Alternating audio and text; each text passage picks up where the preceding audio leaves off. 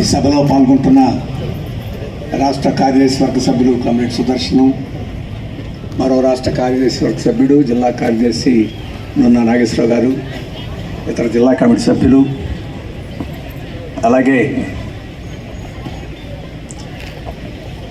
మిగిలిన జిల్లా నాయకులు, ఈ సభలో పాల్గొంటున్న పెద్దలు, మిత్రులు, సోదరులు, సోదరీమణులందరికీ నమస్కారం. అప్పుడే సంవత్సరం కావస్తుంది. కమ్రేడ్ శ్రీకాంత్ని మనం కోల్పోయి 2025 ఏప్రిల్లో మదురైలో పార్టీ 24 మహాసభలు జరుగుతున్న సందర్భంలో అకస్మాత్తుగా గుండెపోటు వచ్చి అక్కడ చికిత్స పొందుతూ మరణించారు.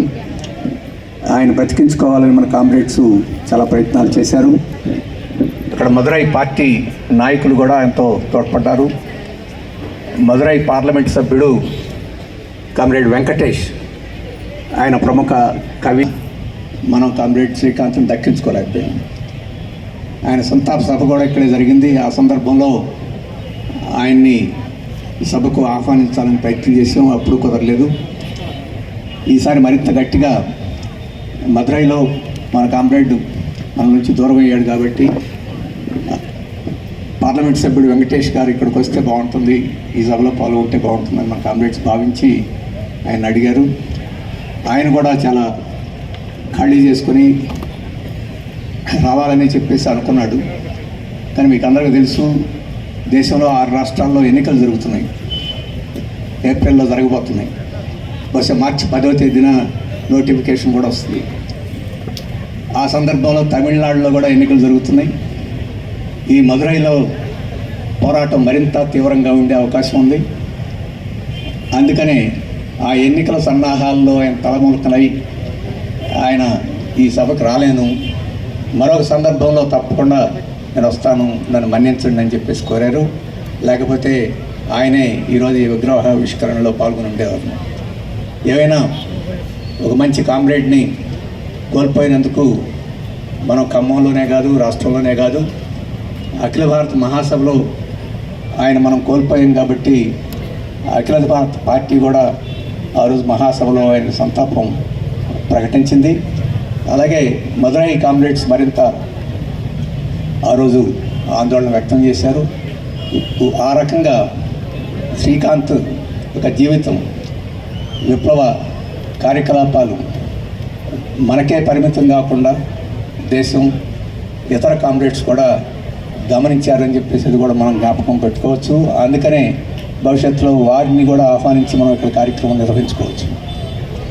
శ్రీకాంత్కి మనం ఈరోజు ఇంత ఘనమైన నివాళి ఎందుకు అర్పిస్తున్నాం అంటే, ఇటువంటి ఘనమైన నివాళి మనందరికీ దక్కుద్దనేమి లేదు. మనందరం కూడా కమ్యూనిస్టులే, మనందరం కూడా ఇవాళ కాబట్టి రేపైనా సరిపోతాం. బహుశా మనకు కూడా కమ్యూనిస్ట్ పార్టీ నివాళులు అర్పిస్తాం. కానీ కమ్యూనిస్ట్ పార్టీలో పనిచేసే నాయకులు, కార్యకర్తలు అందరం ఒకే మోతాదులో ప్రజల్లో ఉంటామనేం లేదు. కానీ శ్రీకాంత్ను మనం జ్ఞాపకం పెట్టుకుంటే ఒక కమ్యూనిస్టు కార్యకర్త, ఒక కమ్యూనిస్టు నాయకుడు ప్రజల మనిషిగా ఎలా ఉండాలో, ప్రజల మనిషిగా ఉంటే ప్రజల్లో ఎంత గౌరవం వస్తుందో మనకి అర్థమవుతుంది. అందుకని మార్క్సిస్ట్ పార్టీ ఈ మధ్యకాలంలో ఒక విషయాన్ని నొక్కి చెప్తా ఉంది. కమ్యూనిస్ట్ పార్టీలో పనిచేసేవారు ప్రజల మనుషులుగా ఉండాలి. ప్రజలకు దూరంగా ఉంటే మనం కమ్యూనిస్టుని అనిపించుకోము, ప్రజల్ని మనం ఆకర్షించలేము. ఈరోజు పాలక పార్టీలు ఆకర్షించేదానికి వారికి చాలా సాధనాలు ఉన్నాయి. వారి పుష్కలంగా డబ్బు ఉంది, డబ్బు పంపిణీ చేసి ఆకర్షించుకుంటారు. వారు మతాన్ని ఉపయోగించుకుంటారు, మతం పేరు పెట్టి ఆకర్షించుకుంటారు. కులం ఉంది, కులాన్ని పేరు పెట్టి కూడా వాళ్ళు ఆకర్షించుకుంటారు. అవి దొరకకపోతే రుబాబు చేసి బెదిరించి ఆదరించి కూడా లొంగ తీసుకుంటారు. ఈరోజు కేంద్రంలో ఉండే బీజేపీ, మోడీ ప్రభుత్వం అదే చేస్తుంది. వారి మాట వినకపోతే ఇన్కమ్ ట్యాక్స్ డిపార్ట్మెంట్ వాళ్ళని పంపిస్తారు, వాడి మాట వినకపోతే పోలీసు వాళ్ళని పంపిస్తారు. ఇక్కడ గతంలో బీఆర్ఎస్ ప్రభుత్వం ఏం చేసింది, ప్రత్యర్థుల యొక్క ఫోన్లన్నింటినీ ట్యాప్ చేసి బ్లాక్మెయిల్ చేసేదానికి ప్రయత్నం చేస్తుంది. ఇప్పుడు రేవంత్ రెడ్డి గారు ఆ పని చేయడం నేను అనుకోను, కానీ అలవాటు అయింది వాళ్ళకి. ఇటువంటి పద్ధతులన్నింటినీ ఉపయోగించి వారు ప్రత్యర్థుల్ని, ప్రజల్ని మోసం చేయడం, ఆకర్షించడం, లొంగ తీసుకోవడం చేస్తారు. మనం ఆ పనులు చెయ్యం. మనం ఆ పనులు చేస్తే కమ్యూనిస్టులు ఉన్నాం. ఆ పనులు చేసేదానికి ఈ కమ్యూనిస్ట్ పార్టీలో ఉండాల్సిన అవసరం లేదు. కానీ మనం చేయాల్సిన పనులు ప్రజల్లో ఉండడం, ప్రజల కోసం పనిచేయడం, వాటిని నిరంతరం నీడలాగా వెంట పెట్టుకొని వాటితో ఉండడం మనం చేయాల్సిన పని. ఆ పనిలో అందరం జయప్రదం అవుతున్నామని ఏం లేదు. కానీ కమ్రేడ్ శ్రీకాంత్ ఆ విషయంలో మనిషిలో నాలుకలాగా ప్రజల్లో ఆ రకంగా మమేకమైపోయాడు. నీళ్ళల్లో చేపలు ఎలా ఉంటాయో ఆ రకంగా ప్రజల్లో ఆయన ఉన్నాడు. అందుకనే ప్రజలందరిలో అటువంటి గౌరవం వచ్చింది. అందుకని మార్క్సిస్ట్ పార్టీ ఈ మధ్య చెప్తుంది ఏంటంటే, మన పార్టీ ప్రజా మార్గం పట్టాలి అని చెప్పి అంటుంది. ప్రజా మార్గం పట్టడం అంటే ఎన్ని కష్టాలు వచ్చినా, ఎన్ని ఇబ్బందులు వచ్చినా ప్రజలను విడిచిపెట్టకూడదు. ప్రజల మధ్యలో ఉండాలి, వారి కష్టాల్లో ఉండాలి, వారి సుఖాల్లో ఉండాలి, వారి యొక్క కార్యకలాపాలన్నింటిలోనూ, జీవనం యొక్క అన్ని పార్శ్వాల్లోనూ మనం ఉండాలి అని చెప్పేసి చెప్తా ఉంది. ఎలా ఉండాలో మనం నేర్చుకోవాలంటే శ్రీకాంత్ని చూస్తే మనం నేర్చుకోవచ్చు. అటువంటి ఆదర్శమైన ప్రజా జీవితం గడిపాడు, ప్రజా మార్గం అనుసరించాడు. అటువంటి ఆదర్శాన్ని మనం కూడా పుణికిపుచ్చుకోవాలి. పెద్దవాడా చిన్నవాడా అనేది కాదు. ఆయనకన్నా పెద్ద నాయకులు కూడా చాలామంది ఉన్నాం. ఆయనంతా ప్రజలతో మమేకమేమో అని చెప్పేసి చెప్పలేము. కానీ కావాల్సిన అవసరం ఉందని చెప్పేసి మాత్రం ఆయన జీవితం మనకి తెలియజేస్తుంది. మన పోయినసారే చాలామంది నాయకులు చెప్పారు, ఇప్పుడు కూడా చెప్తారు. ఆయన ఏ తరగతి ప్రజలు ఆయన ద్వేషించిన వాడు లేడు. కోపం వచ్చి ఉండొచ్చు. ఏదైనా సందర్భంలో కార్మికుడికి వేతనం కావాల్సి వచ్చినప్పుడు, పట్టుబట్టినప్పుడు వేతనం ఇవ్వాల్సిన ఆయన కోపం వచ్చి ఉండొచ్చు. కానీ ఆయన ప్రవర్తన తీరు, మాట తీరు, వాటి మీద ఆధారపడి ఆయన మీద కోపం పెంచుకున్నవాడు బహుశా ఉండడు. అటువంటి వ్యక్తిత్వం కలిగిన మనిషి అని చెప్పేసి ఉన్నాడు. అటువంటి వ్యక్తిత్వం మనందరికీ కూడా ఉండాల్సిన అవసరం ఉంది. ఈరోజు అటువంటి వ్యక్తిత్వం కమ్యూనిస్టులకి ఇంకా ఎక్కువ అవసరం ఉన్నది. ఎందుకంటే ఈరోజు మనం పెద్ద పెద్ద బృహత్తరమైన పనులు నిర్వహించాల్సి ఉంటుంది. మనం ఎప్పుడు చెప్తున్నాం, ఈ దేశంలో ప్రజాస్వామ్యానికి ప్రమాదం వచ్చిందని, దాన్ని రక్షించుకోవాలని. ఈ దేశంలో లౌకికవాదం ప్రమాదం వచ్చింది, దాన్ని రక్షించుకోవాలని. ఈరోజు అమెరికా నుంచి ప్రమాదం వచ్చింది మన రైతులకి, మన కార్మికులకి, వీరందరికీ. ముఖ్యంగా ట్రంప్ పరిపాలన నుంచి వచ్చింది ప్రమాదం, దాని నుంచి రక్షించుకోవాలి. ఈరోజు ఆడపిల్లల మీద దాడులు పెరుగుతున్నాయి, దళితుల మీద అకృత్యాలు పెరుగుతున్నాయి, మైనార్టీల మీద హత్యాకాండ జరుగుతుంది. గిరిజనుల అడవుల నుంచి తరిమేసి వెళ్ళబట్టి ఆ రకంగా కార్పొరేట్లకు వాళ్ళ ఆస్తులన్నింటినీ అప్పగిస్తున్నారు. ఖమ్మంలోనే గుడిసెలు ఓ ప్రాంతంలో ధ్వంసం చేశారని చెప్పారు. ఇవాళ పేపర్లో చూసి హైదరాబాద్లో కూడా ఇంకో ప్రాంతంలో గుడిసెలు ధ్వంసం చేశారు. ఆ రకంగా పేదవాళ్ళకి నిలవ నీడు కూడా లేకుండా ఎక్కడైనా గుడిసె వేసుకుంటే వాళ్ళని కూడా ఖాళీ చేయించే పరిస్థితి. ఇన్ని వైపుల నుంచి ఇన్ని సమస్యలు వచ్చి పడతా ఉన్నాయి. వీటన్నిటినీ పరిష్కారం చేయాలంటే కమ్యూనిస్ట్ పార్టీ ఒకటే చెప్పేది, మన పెద్ద పెద్ద సమస్యలు పరిష్కారం చేయాలంటే ముందు చిన్న చిన్న సమస్యల దగ్గర ప్రారంభం కావాలి. మన పెద్ద బరువు ఎత్తాలంటే మన కాళ్ళు నేల మీద ఉండాలి. నేల మీద కాళ్ళు లేకుండా చిన్న బరువు కూడా ఎత్తలేదు.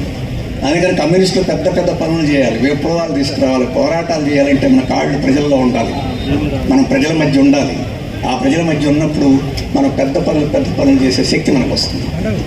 అటువంటి పద్ధతిలో మనం ఉన్నామో లేదో మనం పరిశీలన చేసుకోవాల్సి ఉంటుంది.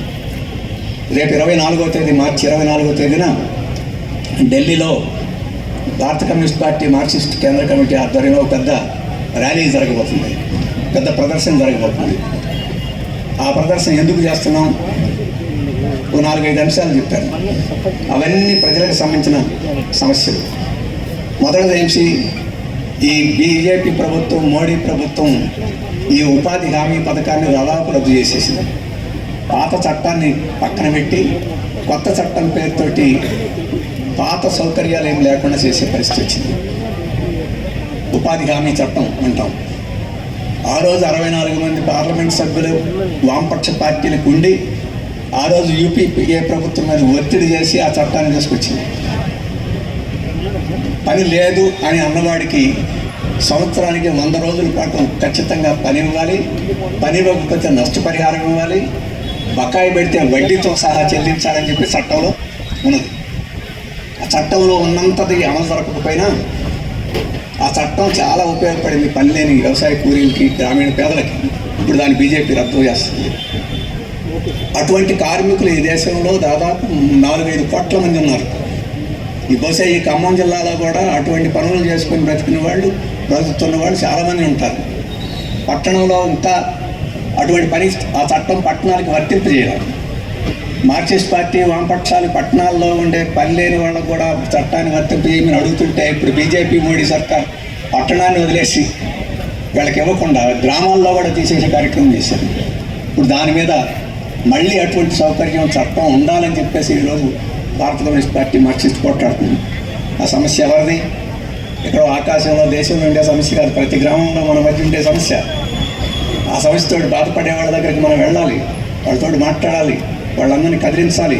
వాళ్ళు రోజువారీ కూలి చేసుకునేవాళ్ళు, పని చేసుకునేవాళ్ళు, వాళ్ళు నిస్సహాయంగా ఉన్నారు. దిక్కు తోచని పరిస్థితుంది, ఎవరిని అడగాల తోచని పరిస్థితుంది. అడిగితే మళ్ళీ ఆ చట్టం వస్తుందా లేదా అని చెప్పేసి అనుమానాలు వాళ్ళు ఉన్నాయి. వాళ్ళ దగ్గరికి వెళ్ళి వాళ్ళతో మాట్లాడి వాళ్ళందరినీ రంగంలోకి తీసుకురావాల్సిన బాధ్యత ఉంది. ఆ పని ఎవరు చేయగలరు? శ్రీకాంత్ లాగా పనిచేసే వాళ్ళు అయితేనే కమ్యూనిస్ట్ కార్యకర్తలు ఆ పని చేయగలరు. ఆ ప్రజలకు నమ్మకం కలుగుద్ది మన మీద. వీళ్ళ దగ్గరికి వెళితే పరిష్కారం అవుద్ది, లేకపోతే పరిష్కారం కాదని నమ్మకం కలుగుద్ది. అందుకని కార్యకర్తలందరూ ఈరోజు అటువంటి సమస్యల మీద ప్రజల దగ్గరికి వెళ్ళాలి. వెళ్ళి ఈ ఉద్యమాన్ని పోరాటం జయప్రదం చేయాల్సిన అవసరం ఉంది. అలాగే మరో ముఖ్యమైన సమస్య ఉంది, విద్యుత్ సమస్య. ఈరోజు మోడీ గారు ఏం చెప్తున్నారంటే విద్యుత్ ప్రభుత్వం సరఫరా చేస్తుంది. మీరు జంకో ఈ మనకి విద్యుత్ డిపార్ట్మెంట్ ఉంది, గవర్నమెంట్ డిపార్ట్మెంట్, వాళ్ళు మనకి కరెంట్ ఇస్తున్నారు. మోడీ గారు ఏం చెప్పారంటే ప్రభుత్వం ఇవ్వకూడదు, ప్రైవేట్ కంపెనీలకు ఇచ్చేయాలి. అదానీలు, అంబానీలు ఇటువంటి పెద్ద పెద్ద కంపెనీలు ఉన్నాయో వాళ్ళకి ఈ కరెంటు సంస్థని అమ్మేసేయాలి, వాళ్ళు మనకి కరెంట్ అమ్ముతారు. అంటే ప్రైవేట్ వాళ్ళకి ఇవ్వాలని చెప్పేసి మోడీ గారు చెప్తున్నారు. ఇక్కడ రేవంత్ రెడ్డి గారు ఏం చేశారు? ప్రైవేట్ వాళ్ళకి ఇవ్వడానికి వీలుగా సబ్సిడీ ఇచ్చే వినియోగదారులందరినీ కలిపి ఒక కంపెనీ పెట్టేశాడు. రైతులకు ఫ్రీగా విద్యుత్ ఇస్తున్నారు. అలాగే పేదవాళ్ళకి, దళితులకి, వాళ్ళకి కొంత సబ్సిడీ ప్రకారం ఇస్తున్నారు. అలాగే సామాన్యమైన వాళ్ళకి తక్కువ ఖరీదుకి యూనిట్ విద్యుత్ ఇస్తున్నారు. అటువంటి వాళ్ళందరినీ తీసుకొచ్చి వేరే విద్యుత్ కంపెనీ పెట్టి వాళ్ళకి సబ్సిడీలు లేకుండా చేసి ఎవడైనా బిల్లు చెల్లించకపోతే వాడికి మీటర్ కట్ చేసే పద్ధతిలో ఈరోజు కొత్త పద్ధతిని పెట్టేశాడు. అందుకని ప్రతి స్మార్ట్ మీటర్లను బిగించారు. ఇక్కడ ఇంకా ఖమ్మంలో స్మార్ట్ మీటర్లు వచ్చినాయో లేవో తెలియదు. ఇక్కడ పార్టీ ఉద్యమాలు పోరాడుతున్నాయి కాబట్టి ఆంధ్రాలో ఇక్కడ స్మార్ట్ మీటర్లు ఇంకా పూర్తిగా రాలా. ఎక్కడ కూడా పోరాడిన వాళ్ళకి పెడుతున్నారు, ఎదురు తిరిగిన వాళ్ళకి ఆగుతున్నారు. క్రమక్రమేణా ఇక్కడ అందరం కూడా వచ్చేస్తాయి. అప్పుడు వస్తే ఏమవుద్ది? రోజుకి ఉదయం ఒక రక రేటు ఉంటుంది, మధ్యాహ్నం ఒక రేటు ఉంటుంది, రాత్రి ఒక రేటు ఉంటుంది. అలాగే మన ఎంపీ శ్రీనివాసరెడ్డి గారికి ఒక రేటే, నీకు ఒక రేటే. లేదా ఇంకా పెద్ద పెద్ద పెట్టుబడిదారులు ఉన్నారు కదా, అంబానీలు, అదానీలు పేర్లు మనకు తెలుసు, వాళ్ళకి ఒక రేటే, నీకు ఒక రేటే. ఆ రకంగా అందరూ కట్టలేదా మీటర్ వచ్చి ఎవడో పీక్కోనక్కర్లా. ఈ స్మార్ట్ మీటర్ అదే ఆగిపోద్ది, బిల్లు కట్టకపోతే అదే ఆగిపోద్ది. మీకు సెల్ ఫోన్లో ఛార్జింగ్ అయిపోతే ఏమైపోద్ది? ఎవడో నీ దగ్గరకు రాడు, అయిపోద్ది. అట్లాగే నీకు విద్యుత్ మీటర్ కూడా అయిపోద్ది. అట్లాంటి పద్ధతిని అక్కడ మోడీ గారు పెడుతున్నాడు. ఇక్కడ రేవంత్ రెడ్డి గారు పెట్టే అవకాశం ఉంది. పెడతాడో లేదో చూడాలి. మరి దీని మీద మనం ఏం చేయాలి? ప్రజలను సమీకరించి ఇబ్బందులు వస్తాయి, మనం ఎదురు తిరగకపోతే మనం బ్రతకడం కష్టం అని చెప్పేసి ప్రజలను ఒప్పించి రప్పించి మనం ఈ ఆందోళనలో పాల్గొనేట్టు చేయాలి. అటువంటి చేయాలంటే ఆ ప్రజలకి నా మీద నమ్మకం ఉండాలి. నేను మాట చెప్తే నిజం అని నమ్మకం ఉండాలి. కష్టం వస్తే నా దగ్గరకు వస్తున్నాడు, రోజు నా పని చేసి పెడుతున్నాడు, ఈయన మాట నమ్మాలని చెప్పేసి మన మాట నమ్మకం కుదరాలి. అట్లా నమ్మకం కుదరాలి కమ్యూనిస్టుల మీద అంటే శ్రీకాంత్ లాగా మనం ప్రజల మధ్య ఉండాలి, ప్రజల కోసం పనిచేయాలి. లేకపోతే నమ్మకం కుదరదు. రాహుల్ గారు చెప్తుంటాడు, మళ్ళీ ఏప్రిల్ 6వ తేదీన వస్తాడు, మళ్ళీ చెప్తాడు, పోతాడు అని చెప్పేసే పద్ధతిలో అనుకునే ప్రమాదం ఉంటుంది. కానీ కార్యకర్తలు అలా ఉండకూడదు. ఏ సమస్య మీదైనా అట్లయినా ఉండాలి. అటువంటి సమస్య రేపు మార్క్సిస్ట్ పార్టీ రేపు 24వ తేదీని తీసుకోబోతుంది. మరో 3వ సమస్య కూడా మార్క్సిస్ట్ పార్టీ తీసుకోబోతుంది. అదేంటంటే మీరందరూ పేపర్లో వస్తున్నారు. ఇంతకుముందు మనకు అర్థమయ్యేది కాదు. ఇప్పుడు ట్రంప్ గారి పేరు మీరు అందరూ వినే ఉంటారు. చదువు రాని కూడా ట్రంప్ అంటే ఏంటో అర్థమైపోయింది. అంతకుముందు అంటే ట్రంప్ అంటే ప్యాకార్డే వాళ్ళకి ట్రంప్ కార్డు అని తెలుసు, అంతకన్నా పెద్ద తెలియదు. ఇప్పుడు ట్రంప్ అంటే అందరికీ తెలిసిపోయింది. ఆయన ఏం చేశాడంటే భారతదేశంతో ఒక వ్యాపార ఒడంబడిక చేసుకున్నాడు. మోడీ గారు నువ్వు ఒడంబడిక చేయకపోతే నీ సంగతి చూస్తామని చెప్పేశాడు. మోడీ గారు చాలా ధైర్యవంతులు అంటారు, మన దగ్గర ధైర్యంగానే ఉంటారు, మోడీ దగ్గరకు పోయేసరికి కాడు మొక్కేస్తారు. ఏంటో ఒప్పందం? ఇంతకుముందు అమెరికా నుంచి పత్తి రావాలంటే 100 రూపాయలు పత్తి దిగుమతి చేసుకోవాలంటే 36 రూపాయలు సుంకం కట్టాలి, 136 రూపాయలు అవుతుంది. అందుకని అమెరికా నుంచి వచ్చే పత్తిని మన వాడు కొనేవాడు కదా, ఇక్కడ రైతుల పత్తినే కొనేవాడు. అందుకని రైతుల పత్తి అమ్ముడుపోయేది, కొద్దిగా గొప్ప ధర కూడా వచ్చేది. ఇప్పుడు ట్రంప్ గారు ఏం చేశారంటే మా దేశం నుంచి పత్తి కొనాల్సిందే, ఒక్క పైసా కూడా పన్ను వేసేదానికి లేదని చెప్పాడు. ఇప్పుడు అమెరికా నుంచి పత్తి పన్ను లేకుండా మన దేశానికి వచ్చేస్తుంది. మన దేశంలో ఉండే కంపెనీలన్నీ బట్టల కంపెనీలు, ఆ కంపెనీలు, ఇవన్నీ కంపెనీలు అమెరికా పత్తిని దిగుమతి చేసుకుంటున్నాయి. ఇప్పుడు తెలియదు, రాబోయే 2-3 సీజన్లలో మన దేశంలో ఉండే రైతాంగం పరిస్థితి ఏమిటో. ఇంతకుముందే ఆత్మహత్యలు ఎక్కువైపోయినాయి. ఈ పత్తి పండించే రాష్ట్రాల్లో మహారాష్ట్ర ఒకటి, తెలంగాణ ఒకటి, ఇటువంటి కొన్ని రాష్ట్రాలు ఉన్నాయి. ఈ రాష్ట్రాల్లో పత్తి పండించే రైతాంగం ఇప్పుడున్న ఇబ్బందులు కాదు, అంతకన్నా ఎక్కువ ఇబ్బందులకి గురవుతారు. ఇది ఎవరి మూలం కాదు, ట్రంప్ మూలం కాదు. మనం ట్రంప్ మీద నెట్టేస్తే కుదరదు. ట్రంప్ మనం కాదంటే ఈ సుంకాన్ని మనం విధించేదానికి అవకాశం లేదా? మన మోడీ గారు లొంగిపోయాడు కాబట్టి మన రైతుల్ని పణంగా పెట్టి ఆ రకంగా తనని శాల్వాలు కప్పి రప్పించి భోజనాలు పెట్టే కార్యక్రమానికి ఆయన ఉపయోగించుకున్నాడు కాబట్టి మనకి ఈ రకమైంది. లేదా ఈ దేశంలో రిలయన్స్ ఇటువంటి వాళ్ళు పెద్ద పెద్ద బట్టల కంపెనీలు ఉన్నాయి, వాళ్ళ ప్రయోజనం కోసం ఇక్కడ రైతాంగాన్ని నష్టం చేయడానికి ఈరోజు మోడీ కోరుకున్నాడు. అందుకని మార్క్సిస్ట్ పార్టీ ఈరోజు రైతాంగాన్ని అంతటి సమీకరించి ఈ ఒప్పందాన్ని రద్దు చేయించాలి. నేను పత్తి ఒకటి గురించే చెప్పాను, పత్తి ఒకటే కాదు, సోయాబీన్ ఉంది,